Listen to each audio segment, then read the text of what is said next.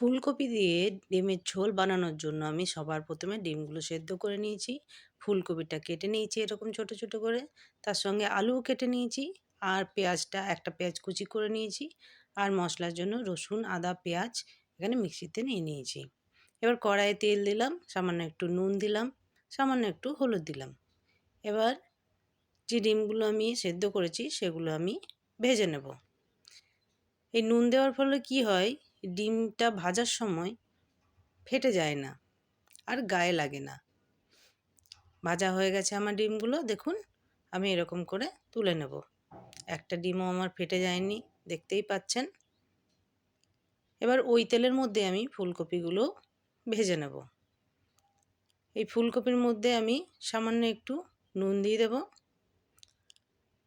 আর একটুখানি হলুদ দিয়ে দেব। এগুলোকে আমি ভালো করে লাল লাল করে ভেজে নেব।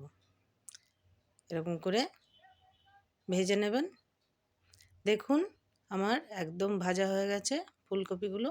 আমি এটা একটা অন্য জায়গায় তুলে রাখব। এরপর ওই কড়াইয়ের মধ্যে আমি আরেকটু তেল অ্যাড করব। তারপর এর মধ্যে আমি পেঁয়াজ কুচিগুলো দিয়ে দেব। পেঁয়াজ কুচিগুলো আমি ভালো করে ভেজে নেব ব্রাউন করে। আমার ভিডিও যদি আপনার ভালো লাগে তাহলে প্লিজ আমার ভিডিওটাকে লাইক করে দেবেন, শেয়ার করে দেবেন আর কমেন্টও করে দেবেন। দেখুন ব্রাউন করে ভাজা হয়ে গেছে। এবার আমি আলুটা এর মধ্যে দিয়ে দিলাম। এর মধ্যে পরিমাণ মতো নুনও দিয়ে দিলাম। আপনারা যেরকম নুন খান সেরকম দেবেন। আর এর মধ্যে আমি হলুদও দিয়ে দিলাম। এবার একটুখানি এটা ভেজে নেব। ভাজার পর আমি ওই মশলার পেস্টটা এর মধ্যে দিয়ে দেব। এবার একটু কষিয়ে নেব।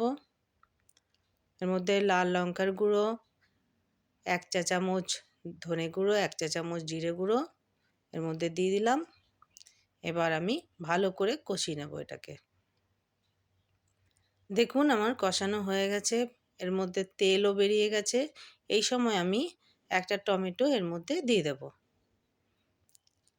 এটাও ভালো করে কষিয়ে নেব যতক্ষণ না টমেটোটা গলে যায়। এটাকে ভেজে নেব এরকম করে। দেখুন আমার টমেটো একদম গলে গেছে। এই সময় আমি হাফ চামচের মতো চিনি অ্যাড করব। রঙটা আরও ভালো হয়ে যাবে আর খেতেও টেস্টফুল হয় একটু চিনি দিলে। আর একটুখানি জল দিয়ে আমি এর মধ্যে কষিয়েছি।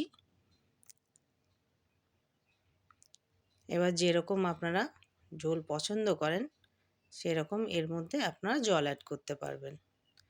দেখুন এটা ফুটতে আরম্ভ করে গেছে। এই সময় আমি ফুলকপিগুলো ঝোলের মধ্যে দিয়ে দিলাম আর ডিমটাও এর মধ্যে দিয়ে দিলাম।